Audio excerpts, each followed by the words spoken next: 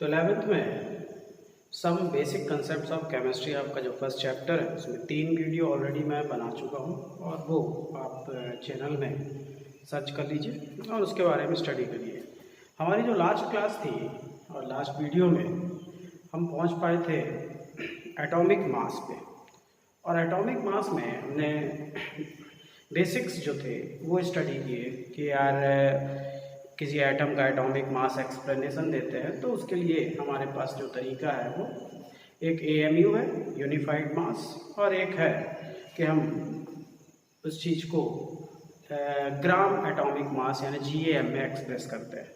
यानी generally atom हो या मॉलिक्यूल हो, उसके मास को एक्सप्लेन करते समय या उसकी मास वैल्यू रखते समय हम या तो उसको यूनिफाइड मास यानी एटॉमिक मास यूनिट में रखते हैं या लिखते हैं, या तो फिर हम उसको GAM में लिखते हैं ना, ग्राम एटॉमिक मास में। जनरली तो GAM ही चलता है क्योंकि हम जो भी बातें कर रहे होते हैं वो 1 एवोगैड्रो नंबर ऑफ पार्टिकल के बारे में कर रहे होते हैं।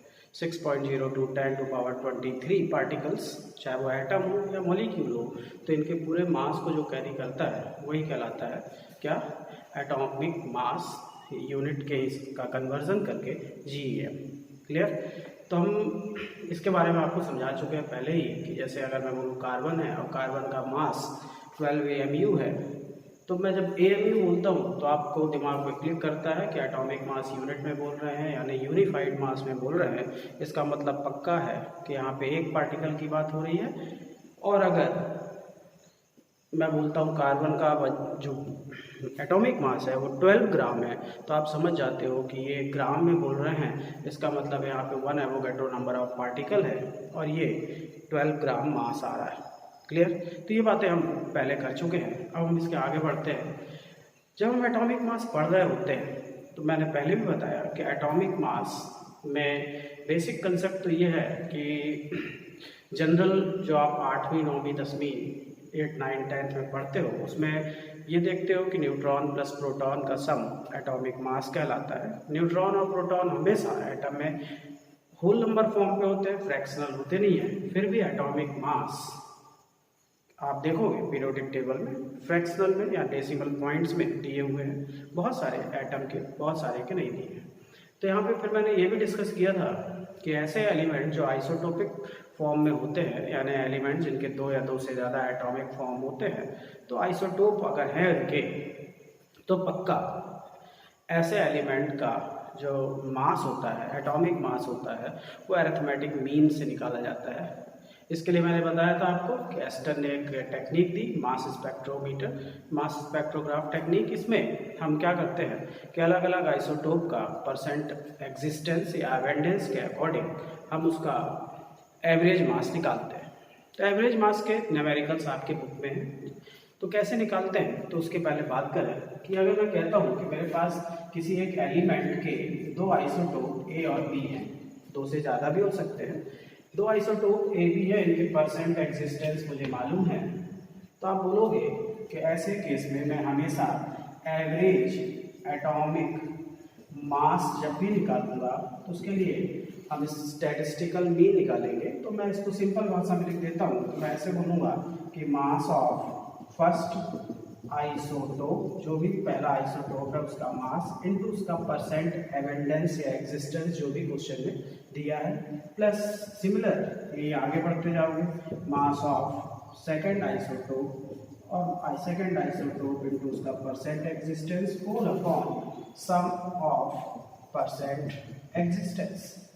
और सम ऑफ परसेंट एग्जिस्टेंस तो 100% ही होगा। तो आप ऐसे चाहे तो इसको समेशन स्टैटिस्टिकल मोड में भी लिख सकते हैं आप। तो ये है कि अगर कोई एलिमेंट आइसोटोपिक फॉर्म में मिलता है तो ऐसे केस में अगर आइसोटोप दिए हुए हैं, उनका परसेंट एग्जिस्टेंस दिया हुआ है, तो 2 या 2 से ज़्यादा आइसोटोप के लिए एवरेज एटॉमिक मास निकाला जाएगा।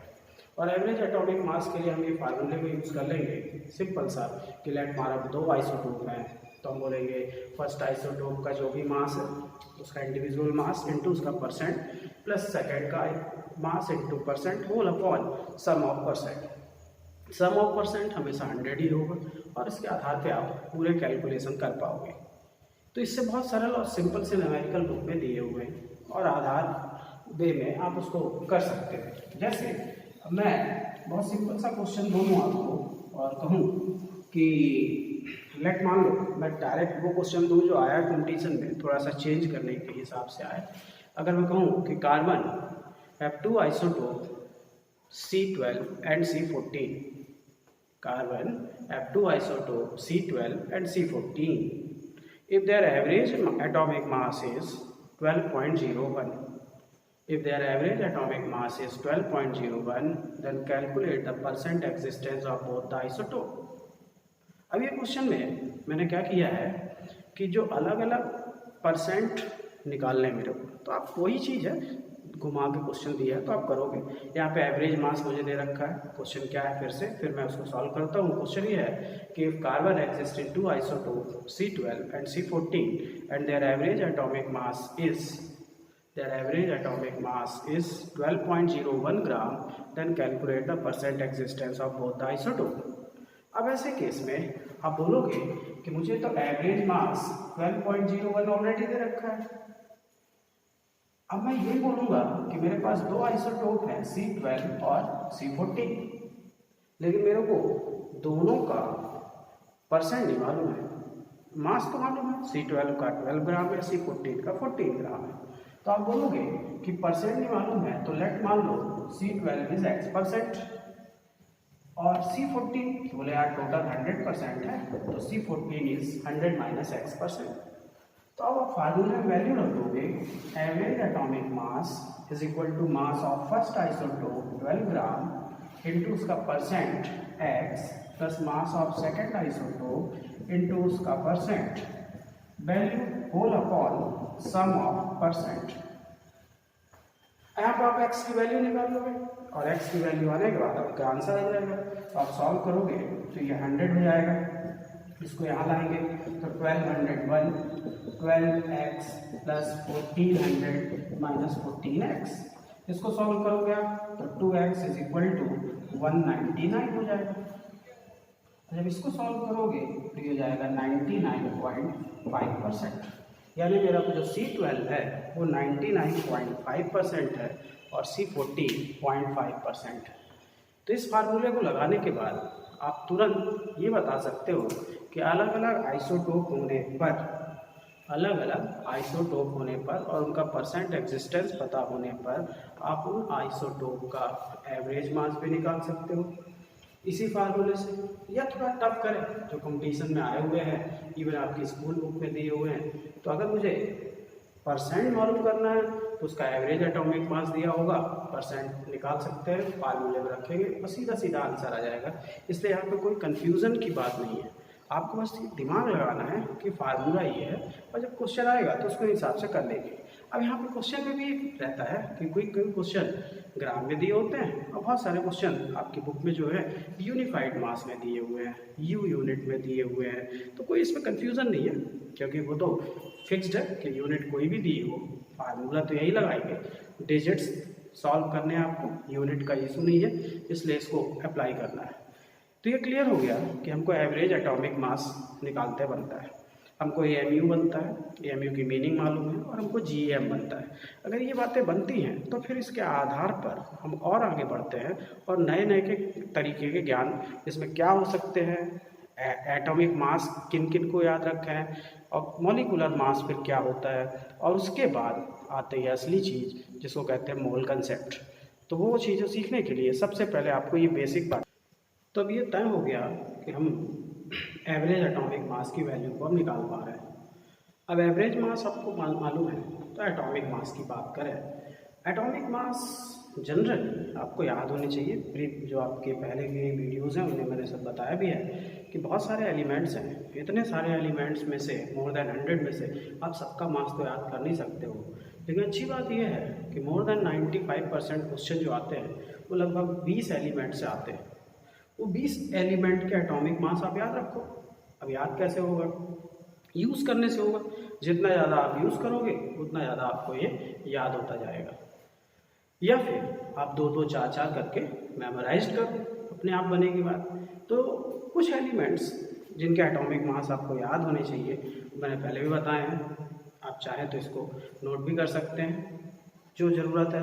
जैसे हाइड्रोजन का मास सबको मालूम है, 1 ग्राम अपन यूज़ करते हैं ना, 1.001 ग्राम 1.008 ग्राम, तो अपन लेकिन general round of value 1 gram use करेंगे। हीलियम 4 ग्राम इसकी ज़रूरत पड़ती है आपको। उसके बाद ज़रूरत पड़ती है लिथियम का 7 ग्राम, बेरिलियम 9 ग्राम, बोरॉन 10 ग्राम, कार्बन आप सब जानते हो 12 ग्राम होता है, नाइट्रोजन 14 ग्राम होता है, मालूम है ना। तो ये जनरल वैल्यूज़ हैं जिनको आप सीख सकते हैं और इसके आधार पर आप कैलकुलेशन कर सकते हैं। तो ये तय हो गया कि अब जैसे आपने मास याद कर लिया कि भाई कार्बन का 12 ग्राम है, नाइट्रोजन का आपको मालूम है 14 ग्राम है। आप इसी में आगे बढ़ते जाओगे, ऑक्सीजन का 16 ग्राम है, फ्लोरीन का 19 ग्राम है। इसके बाद फिर इधर ज़रूरत पड़ती है सोडियम का 23 ग्राम है, मैग्नीशियम का 24 ग्राम है, एल्युमिनियम 27 ग्राम, इसके बाद सिलिकॉन 28 ग्राम, फास्फोरस 31 ग्राम, सल्फर 32 ग्राम, क्लोरीन 35.5 ग्राम। क्लियर। इधर आ जाएंगे तो पोटेशियम 39 ग्राम, कैल्शियम 40 ग्राम। ये तो जनरल एलिमेंट्स हैं जिनकी आपको मास वैल्यू हमेशा याद होनी चाहिए और इनकी ज़रूरत पड़ती है। थोड़ा सा आगे बढ़े तो इनसे ज़्यादा मास वैल्यू के हिसाब से वो एलिमेंट जो थोड़ा सा कॉम्प्लिकेटेड वे में लोग मानते हैं, याद भी नहीं रहता लोगों को। तो जैसे आप बोलें कि यार क्रोमियम की ज़रूरत पड़ेगी, क्रोमियम 52 ग्राम, मैग्नीज 55 ग्राम, आयरन 56 ग्राम, कॉपर 63.5 ग्राम, जिंक 65.5 ग्राम, सिल्वर 108 ग्राम। ये जो जनरल एलिमेंट्स हैं जिनकी आपको ज़रूरत पड़ती है और इन्हीं के आधार पर लगभग क्वेश्चन सॉल्व होते हैं। तो आप कोशिश करिए कि ये 20 एलिमेंट आपको याद हो जाए। जब ये 20 एलिमेंट्स के मास आपको याद होंगे तो फिर आप हर तरह के कैलकुलेशन कर पाएंगे। तो आप इनको रिवाइंड करके सुनिए और इनके मास वैल्यू लिखिए और उसको याद रखिए। क्लियर। अब आपको एटॉमिक मास मालूम हो गया। अब आपने एवरेज एटॉमिक मास का फार्मूला भी पढ़ लिया, अब उसको आधार पे आप कैलकुलेशन भी कर सकते हैं। ठीक है, तो आप आंसर भी बता सकते हैं। क्लियर है। अब यहाँ पे अगर मैं क्वेश्चन बोलूँ कि जैसे मैंने एवरेज एटॉमिक मास आपको बताया, मैं बोलूँ chlorine has 2 isotope Cl35 and Cl37। Chlorine के 2 आइसोटोप हैं Cl35 और Cl37। If their percent existence is 75% and 25%। ये डेटा भी याद रहना चाहिए, इससे भी क्वेश्चन आते हैं कि भाई क्लोरीन के जो आइसोटोप एग्जिस्टेंस है वो 75% और 25% है। Then calculate their average its average atomic mass. तो आप क्वेश्चन समझ गए कि क्लोरीन के 2 आइसोटोप हैं, क्लोरीन 35 एंड क्लोरीन 37, और इनके एवरेज एटॉमिक मास हमको निकालना है, जबकि इनका परसेंट एग्जिस्टेंस 75% और 25% है। अब हमको जब ये चीज़ें मालूम है तो हम फिर वही एवरेज एटॉमिक मास का जो हमारा फार्मूला है उसमें वैल्यू रखेंगे और आंसर आ जाएगा। तो मैंने बताया था कि एवरेज एटॉमिक मास निकालने के लिए आप क्या करोगे, मास ऑफ फर्स्ट आइसोटोप, तो क्लोरीन 35 और क्लोरीन 37 दिया है, ये 75% है, ये 25% है। तो average atomic mass of first isotope 35 into 75%, second isotope 37 into 25% upon sum of percent. जब इस वैल्यू को आप सॉल्व करोगे तो वैल्यू आएगी 35.5 ग्राम। तो इससे क्लियर हुआ कि भाई क्लोरीन में जब हम जनरल प्रैक्टिस में बात करते हैं और कोई पूछ ले कि क्लोरीन के कितने प्रोटॉन कितने न्यूट्रॉन हैं, तब तो आप क्लोरीन 35 को ही यूज़ करोगे। और क्लोरीन 35 जब यूज़ करोगे, बोलोगे यार इसका एटॉमिक नंबर 17 है, तो स्वाभाविक बात है इसमें प्रोटॉन 17 है, और प्रोटॉन 17 है तो न्यूट्रॉन 18 है। फिर भी इसका मास 35 आएगा, लेकिन यहाँ पे 35.5 आया है। तो आपको यही मैं समझा रहा था शुरू में कि जिस एलिमेंट का आइसोटोपिक एग्जिस्टेंस होता है, जिसके 2 या 2 से ज़्यादा आइसोटोप होते हैं, ऐसे एलिमेंट हमेशा एवरेज एटॉमिक मास वैल्यू रिप्रेजेंट करते हैं, और इनका एवरेज एटॉमिक मास हमेशा इनके परसेंट एग्जिस्टेंस के हिसाब से निकाला जाता है, जो कि होल नंबर भी आ सकता है और फ्रैक्शनल भी आ सकता है।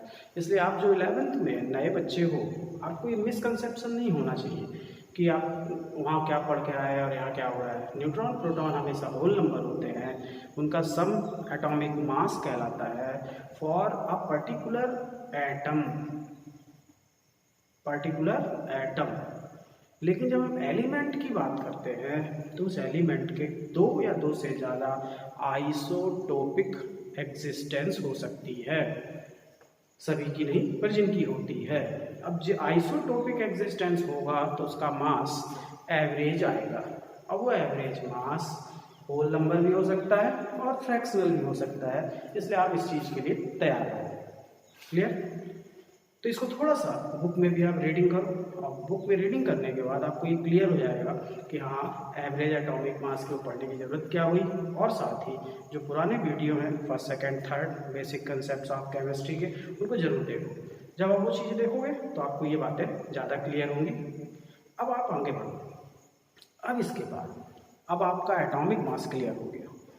अब सबसे इम्पॉर्टेंट जो मैथमेटिक्स पूरी हम केमिस्ट्री में करने वाले हैं उसमें हमको एटॉमिक मास और मॉलिक्यूलर मास, ये दो डेटा हमेशा याद होना चाहिए। ये प्रैक्टिस से होगा, धीरे धीरे धीरे करके याद होगा, एक बार में याद नहीं होगा। तो next topic is molecular mass. तो मॉलिक्यूलर मास क्या है जब हम बात करते हैं तो आप सभी लोग 9th 10th में ये पढ़ चुके हो कि जैसे मैं बोलूँ मीथेन CH4, तो आप बोलते हो मीथेन का मास कितना होगा, तो आप बोलते हो मीथेन में कार्बन का एक एटम है और हाइड्रोजन के 4 एटम है। तो कार्बन का atomic mass plus 4 hydrogen atom का एटॉमिक मास का समेशन वैल्यू जो आ रही है वही हम मॉलिक्यूलर मास मानते हैं।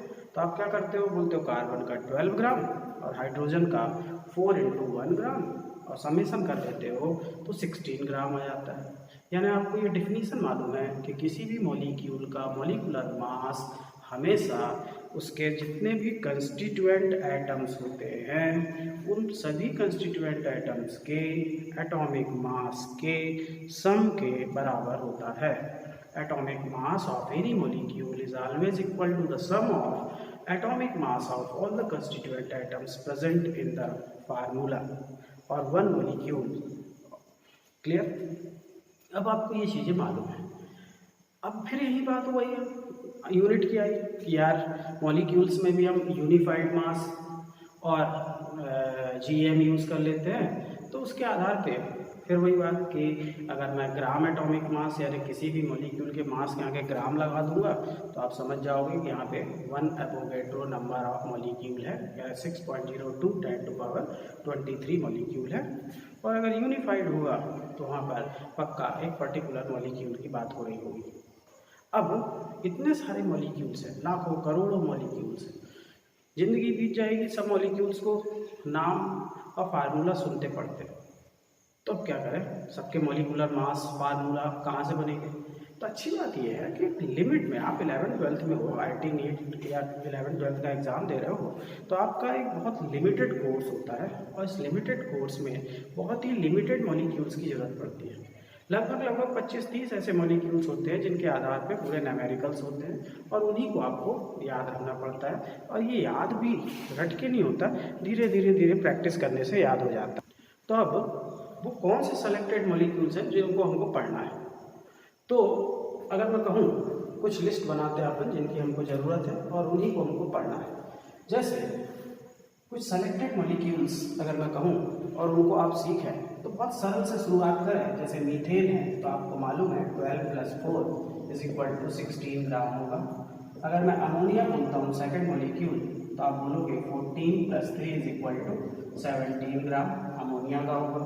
यहाँ पे अगर मैं C2H6 ईथेन लिखता हूँ तो ये हो जाएगा कितना 12 × 2 + 1 × 6 तो ये 30 ग्राम हो जाएगा। या ये ऐसे याद रखना है। C6H6 इसको हम बेंजीन बोलेंगे और बेंजीन में अगर बोला तो 12 × 6 + 1 × 6 12 × 6 = 72 + 6 = 78 ग्राम होगा मास। ये मॉलिक्यूल्स की जरूरत पड़ेगी। आगे अगर मैं बेंजीन की जगह कुछ नाम आपके लिए नए हैं, आप उनके नोट करते चलोगे। टालुइन बोलूँ C6H5CH3 टॉलुइन। तो आप बोलोगे इसका मास 72 + 5 प्लस कार्बन का 12 प्लस हाइड्रोजन का 3। अब इनको आप समेशन करोगे तो कॉमन सेंस है, ये आ जाएगा कितना, कार्बन हाइड्रोजन सबका समेशन किया है तो 15 20 और इनका सम हो गया 92 ग्राम। धीरे धीरे धीरे धीरे आपको ये मास याद हो जाएगा।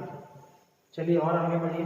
तो टॉलुइन का आपको बनता है, आप एक एक करके चाहे तो नोट कर सकते हैं। इसके बाद आपको जो जरूरत पड़ने वाली है वो ये है, इस कंपाउंड का नाम एसिटिक एसिड है। एसिटिक एसिड में फिर वही 12 + 3 + 12 ऑक्सीजन का 16 प्लस ऑक्सीजन 16 प्लस हाइड्रोजन 1, और इसको आप जोड़ लोगे तो यह आ जाएगा 60 ग्राम। एसिटिक एसिड के बाद NH2CO NH2, इसकी आपको बहुत जरूरत पड़ने वाली है, जिसको कहते हैं हम क्या, NH2CO NH2 मीन्स यूरिया। इससे बहुत ज़्यादा क्वेश्चन है। यूरिया में जब आप सॉल्व करोगे तो 14 + 2 प्लस कार्बन का 12 ऑक्सीजन का 16 नाइट्रोजन 14 हाइड्रोजन 2 समेशन करोगे तो यूरिया का भी 60 ग्राम आएगा। क्लियर? आप नोट करते चलेंगे एक एक करके। अब आप और मॉलिक्यूल देखो, मैं बोल रहा हूँ मुश्किल से 20-25 मॉलिक्यूल में पूरी पढ़ाई होगी।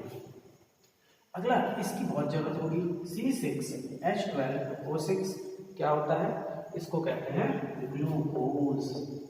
और ग्लूकोज तो 12 6 जा 72, हाइड्रोजन 12, ऑक्सीजन 16 6 जा 96। जब आप इसको समेशन कर लोगे तो ये 180 ग्राम आ जाएगा। फिर C12H22O11, इसको कहते हैं सुक्रोज। इसका मॉलिक्यूलर मास कितना होगा, तो 12 12 या 144, हाइड्रोजन 22, ऑक्सीजन 16 11 या 176, समेशन कर दोगे 342 ग्राम आ जाएगा। ये मॉलिक्यूलर मास आपको एनी टाइम याद होने चाहिए। और आगे बढ़ो और देखो आप, ये है HNO2। HNO2 को कहते हैं नाइट्रस एसिड। आपके लिए बहुत सारे मॉलिक्यूल हो सकते हैं, नए हो कुछ तो आप पहले से जानते हैं। नाइट्रस एसिड तो 1, हाइड्रोजन 14, ऑक्सीजन 32। जब आप इसको समेशन करोगे तो कितना आएगा, 47 ग्राम। जब आप नाइट्रस एसिड जानते हो तो HNO3 is known as nitric acid. Nitric acid में 1 + 14 + 48 समेशन करोगे तो आ जाएगा कितना, 63 ग्राम। क्लियर? तो आप ग्लूकोज, सुक्रोज, नाइट्रस एसिड और नाइट्रिक एसिड को जान गए। और आगे बढ़ो और मॉलिक्यूल्स के बारे में बात करते हैं जिनकी आपको जरूरत पड़नी है। जैसे अब आप H2SO4 sulphuric acid most common. तो सल्फ्यूरिक एसिड 2 प्लस सल्फर का 32, ऑक्सीजन का 16 4 या 64, सॉल्व करोगे तो 98 ग्राम। अगला एक एसिड की जरूरत पड़ेगी H3PO3, जिसको हम बोलेंगे कि भाई ये फास्फोरस एसिड है। फास्फोरस एसिड है तो 3 प्लस फास्फोरस का कितना एटॉमिक मास है, 31। तो 31 + 48 समेशन करोगे 82 ग्राम। फिर अगर मैं बोलूँ कि और एसिड ले लेता हूँ H3PO4, जिसको हम कहते हैं ऑर्थो फॉस्फोरिक एसिड, तो अब आप बोलोगे इसका मास 3 + 31 + 64 इज इक्वल टू, आप सॉल्व करोगे तो 98 ग्राम। तो आपको सल्फ्यूरिक एसिड 98 ग्राम है। आप देख रहे हो फास्फोरस एसिड का 82 ग्राम है। आप आगे देखते हो ऑर्थोफॉस्फोरिक एसिड का कितना आया, 98 ग्राम है। ये सेलेक्टेड मॉलिक्यूल्स हैं जिनके मॉलिक्यूलर मास की जरूरत पड़ेगी। इसके अलावा NaOH, KOH, calcium hydroxide, magnesium hydroxide और एल्यूमिनियम हाइड्रोक्साइड, ये 3 4 5 ये बेस है। अब इन बेस में से हमेशा इनके क्वेश्चन बनते हैं। जैसे NaOH, तो Na कितना होता है, 23 16 + 1 40 ग्राम। KOH में K का कितना होता है, बोले यार 39, तो 39 16 + 1 56 ग्राम। यहाँ होल्ड वाइज है, तो इतना तो आप समझते हैं, 9 टाइप में सीखा है। कैल्शियम का 14 प्लस ऑक्सीजन का कितना होता है 16 और प्लस 1 यानी 16 प्लस 1 और इंटू 2 यानी 40 प्लस 70 टू जा 34 इज इक्वल टू ये हो गया कितना 74 ग्राम। सिमिलरली मैग्नीशियम का 24 और 17 टू जा 34 is equal to 58 gram. Aluminium का 27 यहाँ होल थ्राइस है, तो 17 3 जा 58 इज इक्वल टू 78 ग्राम। तो इस प्रकार से इन बेसिस का आप मॉलिक्यूलर मास का यूज़ करेंगे, इनसे न्यूमेरिकल्स आएंगे। लेकिन ये आप सोचो कि डायरेक्ट सब कुछ बनेगा, पहले यार इन बेसिक चीज़ों को बहुत ध्यान देना है। जब एटॉमिक मास और मॉलिक्यूलर मास आपसे बनता है तब जाके आप कैलकुलेशन में परफेक्शन लाते हो। क्लियर? और मॉलिक्यूल्स अब देखो, ये तो अभी सरल थे जिनकी जरूरत पड़ रही है। एक ये कंपाउंड है COOH dot 2H2, organic compound है COOH डॉट 2H2। अब यहाँ पे ये डॉट क्या है, तो यहाँ पे एक नई बात ध्यान दो कि ऐसे कोई भी कंपाउंड जिन पे डॉट H2O लगा होता है, डॉट लगाने के बाद H2O 1 2 3 7 10 H2O लिखे होते हैं। तो इसको ऐसे समझो कि जैसे सॉइल है और सॉइल में मॉइस्चर आ गई तो हाइड्रेटेड हो गई, नमी युक्त हो गई, मॉइस्ट हो गई, तो हम इसको बोलते हैं ये हाइड्रेटेड सॉइल है। साल्ट है तो हाइड्रेटेड साल्ट है, हाइड्रेटेड एसिड है, हाइड्रेटेड बेस है, यानी ये हाइड्रेटेड कंपाउंड है। तो ऐसे कोई भी कंपाउंड जिनके फार्मूले में आप देखोगे कि डॉट H2O मेंशन है, तो आप समझ जाना कि ऐसा कंपाउंड जो है वो हाइड्रेटेड फॉर्म में है। ऐसे हाइड्रेटेड फॉर्म में जो वाटर मॉलिक्यूल होता है जिसका मास 18 ग्राम होता है, उसके मास को भी ऐड कर लिया जाता है। क्लियर? जब उसके मास को भी आप ऐड कर लेते हो तो फिर रिजल्ट कुछ और आएगा। तो इस पर्टिकुलर कंपाउंड को हम नाम बोलते हैं, और नाम है ऑक्सैलिक एसिड। और इसका फार्मूले में हम इसको 2 कार्बन है तो C2, ऑक्सीजन 4 है तो O4, H2 है तो H2 डॉट 2H2। चाहे तो आप ऐसे सिंपल मॉलिक्यूलर फॉर्म में भी लिख सकते हो। जब ऐसे लिखोगे तो बोलोगे 24 64 प्लस 2 प्लस ये पानी 2 मॉलिक्यूल है और एक का 18 होता है तो 2 का 2 इंटू 18 कर लोगे, इनका समेशन करोगे तो 126 ग्राम आएगा। तो ऑक्सैलिक एसिड का मॉलिक्यूलर मास जो होगा वो 126 ग्राम होगा। अब आपको अगर मैं ये बोल दूँ कि आपसे ये बनता है, तो ऐसा करो आप कि एक कंपाउंड में लिखूँ FeSO4 dot NH4 whole twice SO4 dot 6H2O। अब ये कंपाउंड तो आपके लिए बड़ा खतरनाक हो गया, बहुत बड़ा कंपाउंड है। तब यहाँ पे पहले तो आप 2-3 बातों पे ध्यान दें। पहली इंपॉर्टेंट बात, ये डॉट H2O लगा है, डॉट H2O लगा है इसका मतलब तय हो गया हाइड्रेटेड है, पहला। दूसरा, यहाँ बीच में FeSO4 और NH4 होल ट्वाइस के बीच में भी डॉट लगा है, ठीक है, ये भी हाइड्रेटेड है तो नहीं। जब डॉट H2O है तो हाइड्रेटेड साल्ट है या हाइड्रेटेड कंपाउंड है। लेकिन होता क्या है कि ऐसे साल्ट जो 2 या 2 से ज़्यादा साल्ट से मिलके बने होते हैं उनको हम मिक्स्ड साल्ट कहते हैं। यहाँ पर इस फार्मूले में 2 अलग अलग साल्ट फेरस सल्फेट और अमोनियम सल्फेट प्रेजेंट है, इसलिए ये डबल साल्ट है। कौन सा डबल साल्ट है? Hydrated double salt. Clear? Hydrated double salt है। फार्मूला क्या है? FeSO4 NH4 whole twice SO4 dot 6H2O। इस कंपाउंड को मैंने इसलिए लिखा है क्योंकि इसका बहुत ज़्यादा प्रैक्टिकल यूज़ आपको होना है। इस कंपाउंड का नाम सुनिए ध्यान से, इसको कहते हैं फेरस अमोनियम सल्फेट या hydrated ferrous ammonium sulphate. Hydrated ferrous ammonium sulphate को कमर्शियल लैंग्वेज में मोहर साल्ट बोलते हैं। मोहर साल्ट, MOHR, मोहर साल्ट। मोहर साल्ट का मॉलिक्यूलर मास निकालना है आपको।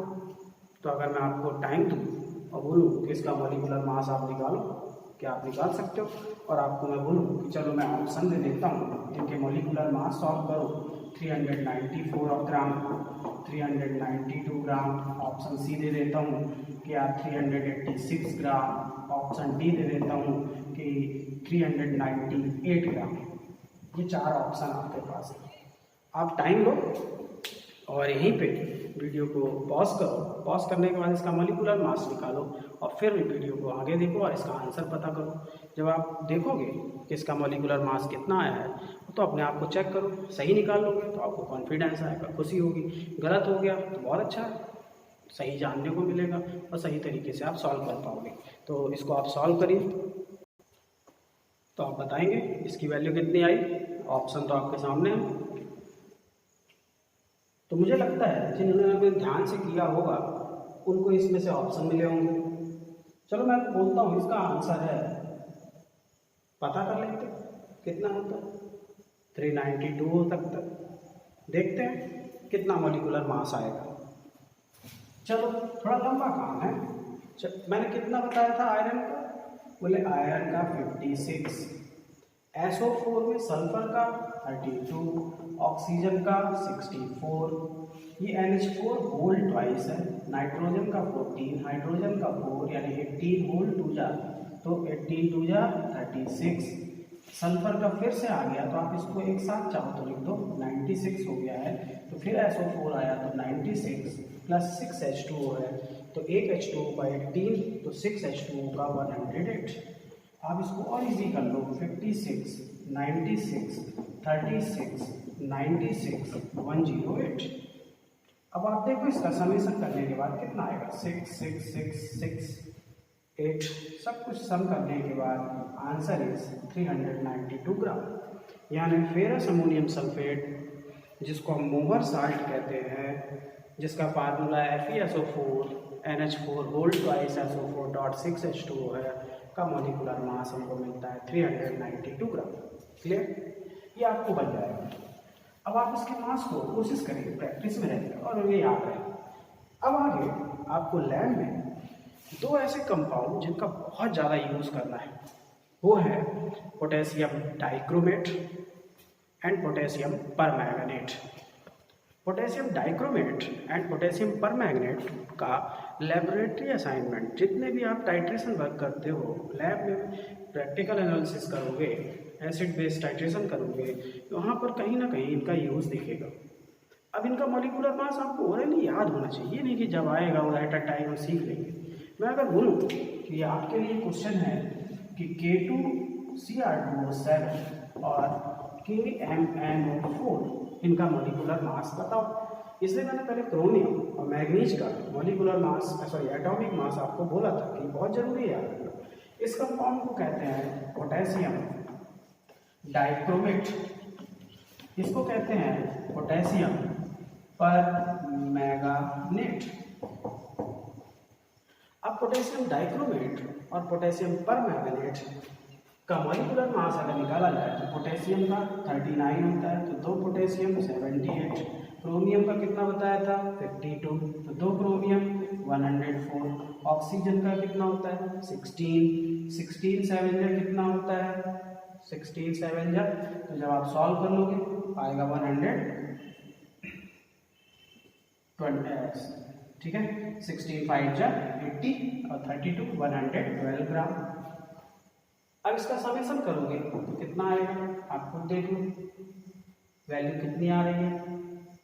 समेशन करने पे आप इसकी वैल्यू K2Cr2O7, तो स्वाभाविक बात है ओवरऑल जो वैल्यू आएगी वो 294 ग्राम आएगी। K2Cr2O7 का जो मॉलिक्यूलर मास आएगा वो कितना आ जाएगा 294 ग्राम समेशन कर लेने के बाद। इसी तरह KMnO4 में 39 और मैग्नीज का मैंने बताया था 58 और ऑक्सीजन का सॉल्व कर लोगे 64, इसका समेशन करने पे 158 ग्राम आएगा। तो ये सेलेक्टेड मॉलिक्यूल्स जो मैंने आपको बोले, इनके मॉलिक्यूलर मास आपको याद होने चाहिए। K2Cr2O7 पोटेशियम डाइक्रोमेट है और पोटेशियम डाइक्रोमेट का मॉलिक्यूलर मास बताया कितना 294 ग्राम, याद होना चाहिए। इसी तरह से पोटेशियम परमैंगनेट KMnO4 जिसका मॉलिक्यूलर मास 158 ग्राम है। क्लियर, याद होना चाहिए। इसके अलावा जिनका यूज़ आपको केमिस्ट्री में फर्स्ट चैप्टर से ही होना है, तो कुछ साल्ट हैं, जैसे मैं कहूँ NaCl, Al2SO4 whole thrice, Ca3PO4 whole twice. कुछ इस तरह के साल्ट अगर मैं लिख के आपको दूँ और बोलूँ इनके मॉलिक्यूलर मास बताओ आप, तो आप क्या करोगे, किस तरह से सॉल्व करोगे? बोले यार एटॉमिक मास तो मालूम है, तो एटॉमिक मास जब मालूम है तो उसी के आधार पे आप वैल्यू रखो और इनकी वैल्यू आएगी, बाकी आपको याद होना चाहिए। तो NaCl का बोलोगे 23 + 35.5, तो NaCl का मास आया 58.5 ग्राम। एल्युमिनियम सल्फेट का मास सुक्रोज के मास के बराबर होता है। अभी सुक्रोज का कितना था, अभी पड़ा है 342 ग्राम। सॉल्व कैसे करेंगे? तो एल्युमिनियम का कितना बताया था, 27 ग्राम। तो जब 27 ग्राम था तो 27 × 2 जा प्लस सल्फर 32 और ऑक्सीजन 64, 96 × 3। जब इसको आप समेशन करोगे तो 342 ग्राम आएगा। इसी तरह Ca3PO4 होल ट्वाइस जिसको हम बोलते हैं कैल्शियम फॉस्फेट, इसका मॉलिक्यूलर मास कितना आएगा? क्योंकि इनकी ज़रूरत आगे बहुत पड़नी है इक्विवेलेंट वेट वगैरह पढ़ते समय, तो कैल्शियम का 43 जम जाएगा, फास्फोरस का 31 प्लस ऑक्सीजन का 64 होल ट्वाइस है। इसका समेशन करोगे तो 310 ग्राम। तो एल्युमिनियम सल्फेट का मॉलिक्यूलर मास जो है वो कितना आया, 342 ग्राम। कैल्शियम फॉस्फेट का मॉलिक्यूलर मास आया कितना, बोले यार सॉल्व करने पे वैल्यू आई 310 ग्राम। तो ये सेलेक्टेड मॉलिक्यूल्स हैं जिनसे आपको क्वेश्चन बनने हैं। तो ये सेलेक्टेड मॉलिक्यूल्स मैं एक बार फिर रिवाइज करता हूँ, जिनकी ज़रूरत आपको मॉलिक्यूलर मास में होनी है, वो एनी टाइम याद होने चाहिए। जैसे मैंने शुरुआत से जो बताया, मैंने कहा मीथेन तो आप बोलोगे 16 ग्राम, अमोनिया 17 ग्राम, बेंजीन 78 ग्राम, टालुइन 92 ग्राम। क्लियर है, इतने पहले बताया। फिर मैंने कहा ग्लूकोज तो C6H12O6 180 ग्राम, सुक्रोज C12H22O11 342 ग्राम, ये आपको बताया। इसके अलावा आप एसिटिक एसिड 60 ग्राम CH3COOH, NH2CONH2 यूरिया 60 ग्राम।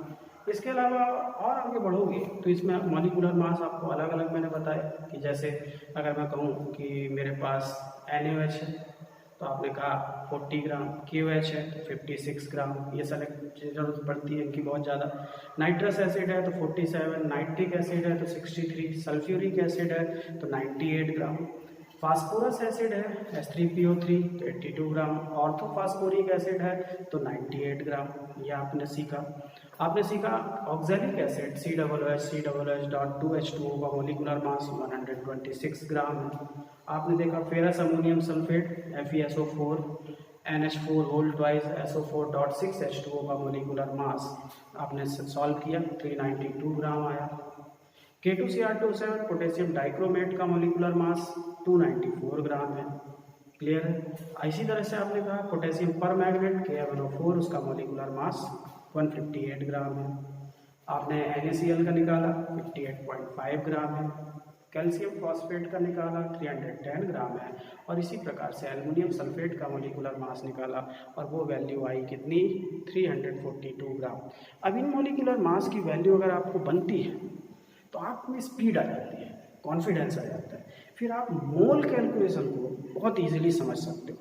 लेकिन मेरा सबसे पहला ज़रूरत कहने का ये है कि अगर अपन डेटा बेस्ड याद रखते हैं, मॉलिक्यूलर मास, ऐसा नहीं कि सब कुछ आपको बन जाएगा, सब कुछ तो नहीं बन पाता सबसे, है ना। एक इतने मॉलिक्यूल्स हैं, लेकिन जिनकी नीड है वही अपन को सीखना है। और ये मॉलिक्यूल के मास आपको बनने लगे तो फिर आप कुछ भी कैलकुलेशन कर सकते हो और फिर आगे तो फिर मैथमेटिक्स की ज़रूरत पड़ेगी। तो मैं आशा यही है कि आप कुछ भी करके ये एटॉमिक मास और मॉलिक्यूलर मास जितने मैंने कहा वो आपको बनने ही चाहिए। तो अब जब आप मॉलिक्यूलर मास और एटॉमिक मास दोनों वैल्यू सीख चुके हैं और आपको परफेक्शन इसमें धीरे धीरे आएगा, तब आप एंटर करते हो मोल कैलकुलेशन में। क्लियर। मोल ये बहुत डरावना शब्द है, केमिस्ट्री की शुरुआत करने वाले बच्चों के लिए। मेरे हिसाब से मोल को आप बहुत इजी वे में ऐसे समझो कि आप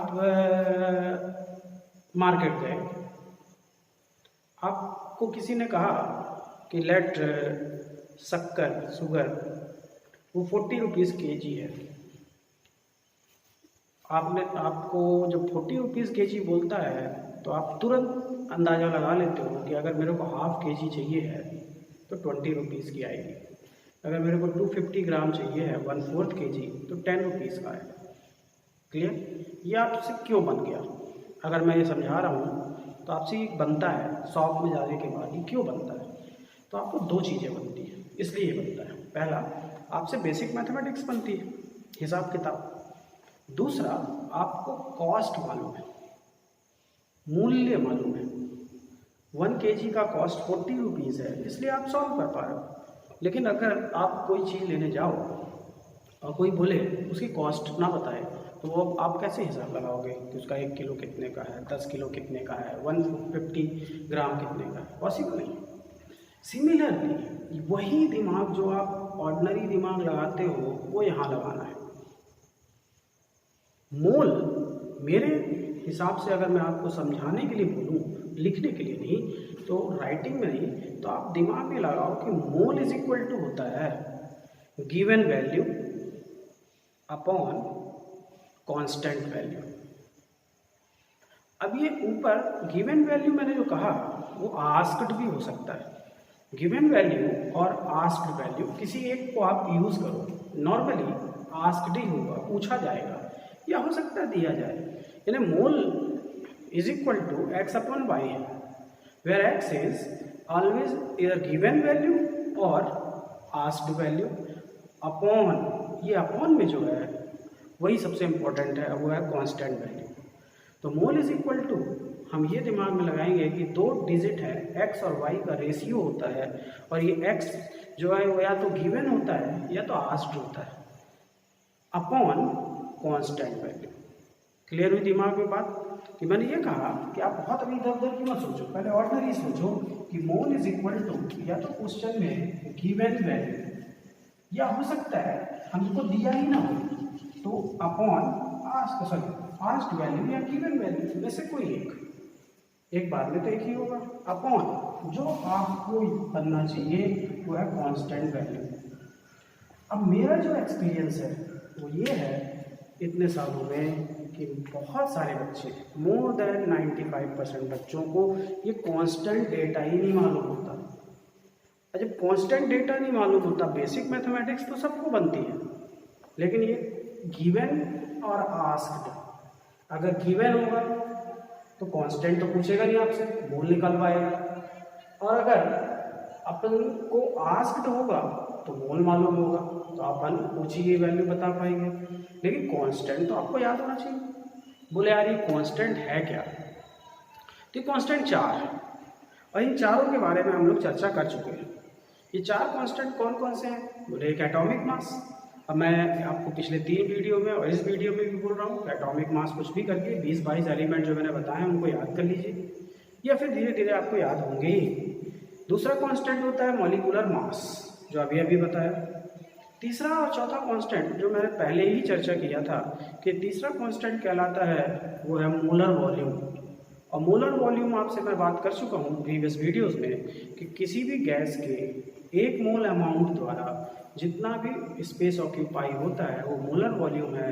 और मोलर वॉल्यूम की वैल्यू आपसे चर्चा की है कितना, 22.4 लीटर या 22,400 मिलीलीटर या 22,400 सीसी। क्लियर? अगला कांस्टेंट, चौथा कांस्टेंट है वो है एवोगैड्रो नंबर, जो कि आप सबको याद रहता है, सबने सुन रखा है, और वो है 6.02 10⁻23। अब यहाँ पे कुछ बातों को आप ध्यान दो कि जब मैं मैथमेटिकली मोल सॉल्व करता हूँ तो x अपॉन वाई सॉल्व करता हूँ, और x इज अ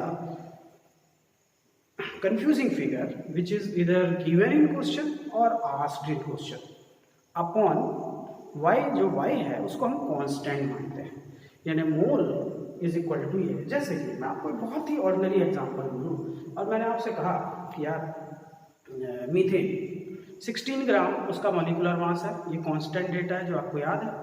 अगर मैं कहूँ कि calculate the number of moles in 4 gram of methane, बहुत ही ऑर्डिनरी क्वेश्चन है, तो आप तुरंत बोलोगे यार मीथेन का मोल पूछा है, तो गिवन दी है कि आस्क्ड है वैल्यू, तो बोलोगे mole is equal to given value upon constant value.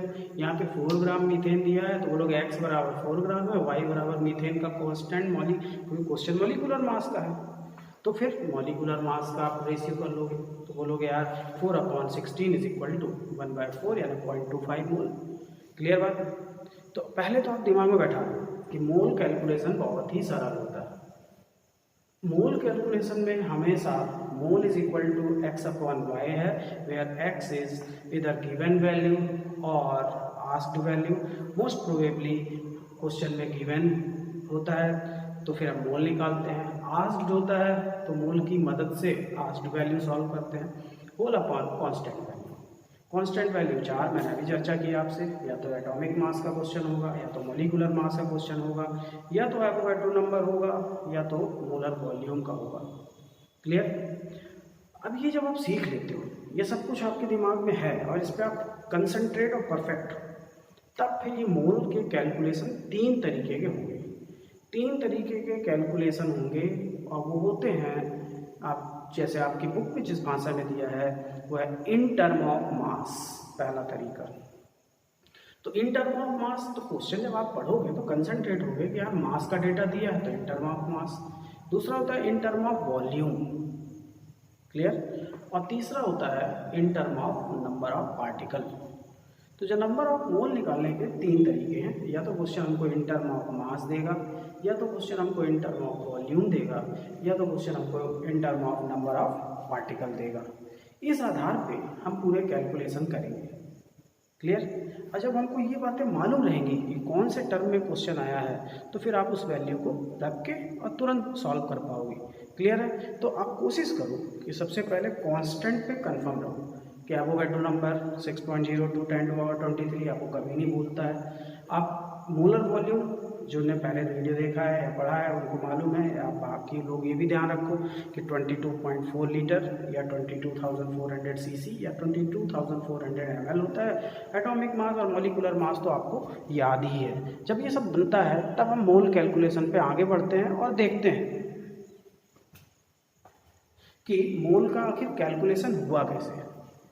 अब सबसे इम्पोर्टेंट चीज़ ये है कि हमको ये तो क्लियर हो गया कि मोल निकालते समय हम कुछ बातों पे परफेक्टली ध्यान देंगे कि हमको 2 वैल्यू चाहिए, x और y, और उन्हीं का रेशियो करके मोल कैलकुलेशन करते हैं।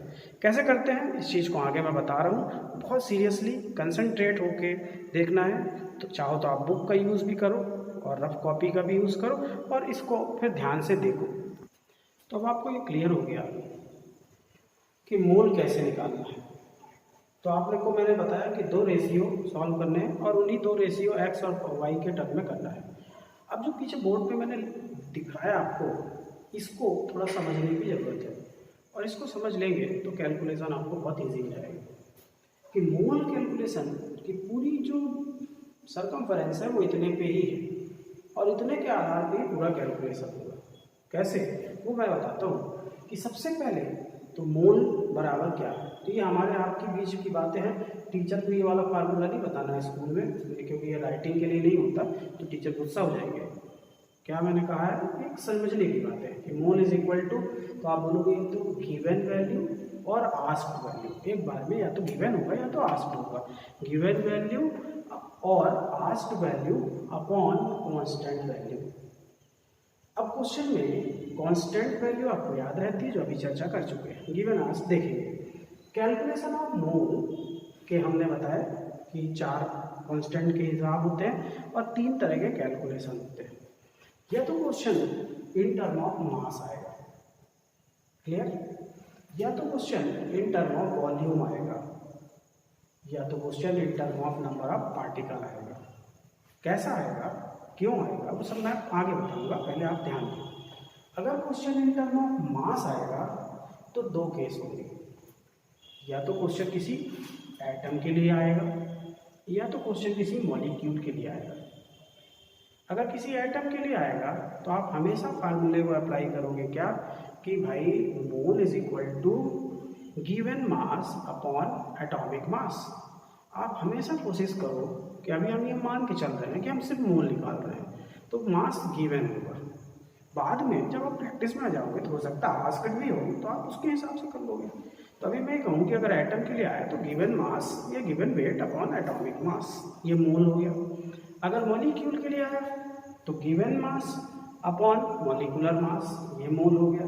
तो मॉलिक्यूल के लिए आया तो आप बोलोगे गिवन मास या given weight upon molecular mass, और मॉलिकुलर मास तो अपन को बनता है जिनकी जरूरत है। तीसरा तरीका दूसरा है इन टर्म ऑफ वॉल्यूम। इसमें सबसे ज़्यादा कंफ्यूजन होता है। इन टर्म ऑफ वॉल्यूम आएगा तो mole is equal to given volume, लेकिन मिलीलीटर में है कि लीटर में है, ये ध्यान देना पड़ता है। अभी हम मान के चल रहे हैं मिलीलीटर या सीसी में है तो given volume in millilitre whole upon, आपको मालूम है constant volume molar volume 22,400 ml, ये फार्मूला लगेगा। और अगर ये question in term of particle आएगा तो आप बोलोगे given number of particle upon Avogadro number 6.02 10 to power 23। अब ये बहुत बड़ी समरी है, दिखने में बहुत छोटा है, लेकिन इसी से पूरा का पूरा कैलकुलेशन होता है। कहना चाहिए कि अगर यहीं पे परफेक्शन नहीं आया तो आगे बड़ी बड़ी बातों में दिक्कत तो आएगी। तो क्वेश्चन कैसे करते हैं, वो क्या है तरीका, वो तो मैं आगे बताऊंगा ही आपको। लेकिन सबसे पहले आप दिमाग में बैठा लीजिए कि मोल कैलकुलेशन कैसे किया जाता है, और इस चीज़ को आप स्क्रीनशॉट ले लीजिए और इसको आप कोशिश करिए पढ़ने का। आपकी बुक में भी लिखा हुआ है, लेकिन अगर आप ध्यान देंगे तो आपको बहुत सरल लगेगा कि यार मोल कैलकुलेशन के लिए पहले ये बेसिक कंसेप्ट तो क्लियर होना चाहिए। कांस्टेंट्स ऐसा है कि आपको बनता है और गिवन वैल्यू आपको क्लियर है। अब दूसरी बात, ये तो वही बात हो गई कि ये मोल बराबर नहीं है, मोल बराबर ये भी मोल बराबर है, मोल इज इक्वल टू, अगर फिर वही बात हो गई कि अगर A is equal to B है और A is equal to C है तो अंडरस्टूड है B is equal to C होगा।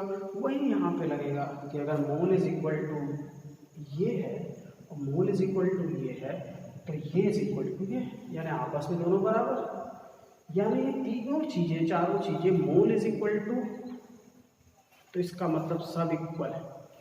यानी कहने का अर्थ है कि मोल की अब सर्कमफेरेंस बहुत बड़ी हो जाएगी और आपको क्वेश्चन मास का दिया होगा, डेटा वैल्यू वॉल्यूम का सॉल्व करने को आ गया, आपको नंबर ऑफ पार्टिकल से मास आ जाएगा, नंबर ऑफ पार्टिकल से वॉल्यूम आ जाएगा, और इसी तरह से आपस में घुमा फिरा के क्वेश्चन आएगा।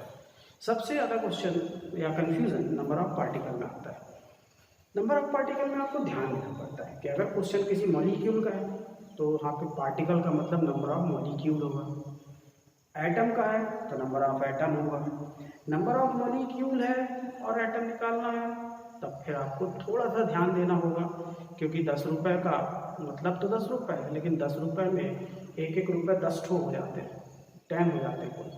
तो अगर मैं कहूँ 1 मोल मीथेन है तो आप बोलोगे 1 मोल मीथेन मॉलिक्यूल है, ठीक है, लेकिन 1 मोल मीथेन में एटम एक थोड़ी है।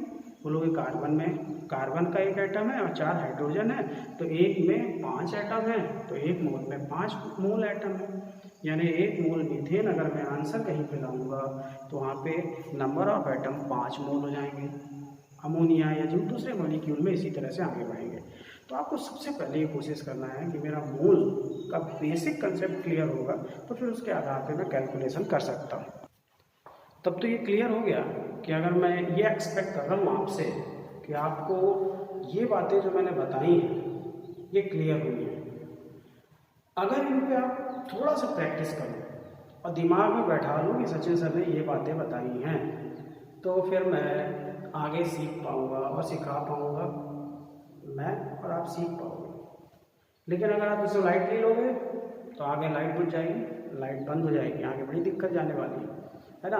कि this is the first ladder of education of chemistry. Clear? तो आप कोशिश करो इसको क्लियर रखो, और इसको सीखने के बाद जो मेरा नेक्स्ट वीडियो होगा वो मोल का कैलकुलेशन के एग्जाम्पल होंगे। कैसे कैलकुलेट करना है, तब हम कॉपी पेन लेके बैठेंगे और धड़ाधड़ क्वेश्चन करेंगे। मैं बोलता जाऊंगा, आप सॉल्व करोगे, बहुत इजीली बनेगा, बहुत सरलता से आपको बनेगा। क्लियर? तो अभी आपको next video with in a day, कल या नेक्स्ट डे मिल जाएगा। आप उसको कोशिश करो, इसको पहले क्लियर करो और उसको देखने के लिए वेट करो। तो आप बाकी फ्रेंड्स को भी ये चीज़ बताओ, ये तरीका है पढ़ने का, सीखने का। चैनल सब्सक्राइब कराइए लोगों को और लाइक करिए, पढ़िए, है ना। फ्री ऑफ कॉस्ट आपको सुविधा मिल रही है। Okay, thank you.